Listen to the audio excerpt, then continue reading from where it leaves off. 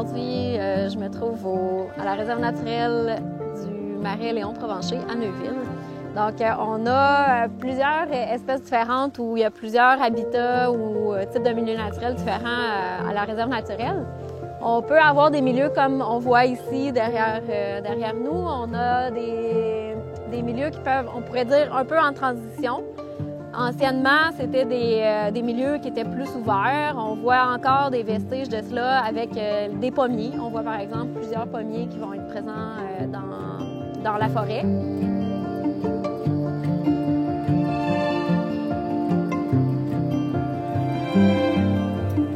Derrière nous, on voit quand même une bonne reprise ou une bonne couverture par les plantes herbacées au sol.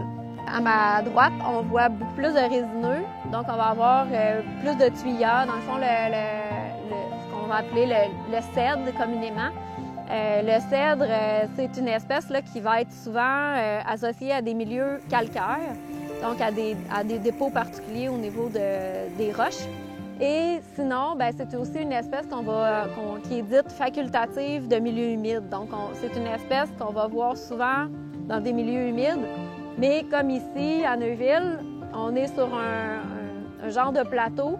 Ça peut être aussi présent dans des falaises. Donc, on a les cèdres, malgré que ce sont des espèces associées à l'eau, au milieu humide, on peut aussi les trouver dans des milieux relativement secs, comme actuellement.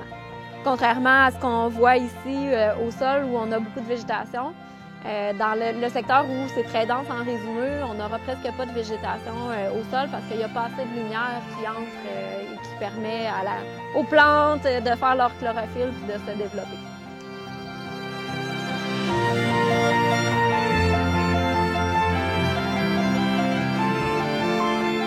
Dans ces milieux humides comme les marais ou même les étangs vernaux, on peut trouver des quenouilles, du carex.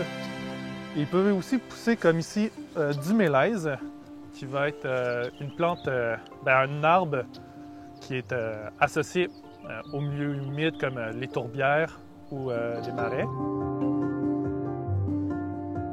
On a un peuplier faux-tremble qui est juste derrière Samuel.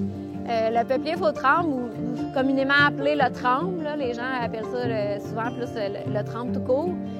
C'est des essences de succession, de jeunes successions dans le fond. C'est des espèces pionnières qui vont venir s'implanter dans les milieux relativement ouverts.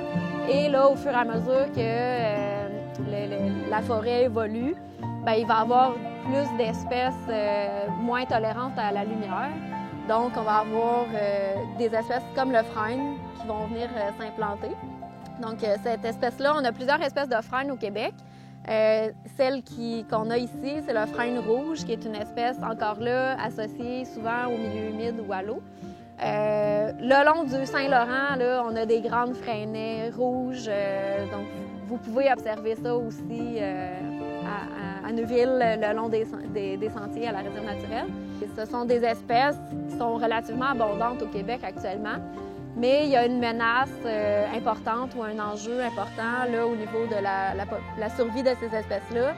Pour le moment, en milieu naturel, l'impact n'est pas encore super élevé, du moins dans la région ici de Neuville ou dans la région de Québec. Dans nos secteurs où l'état d'envahissement n'est peut-être pas encore super élevé, les arbres, les frênes en milieu naturel sont encore préservés.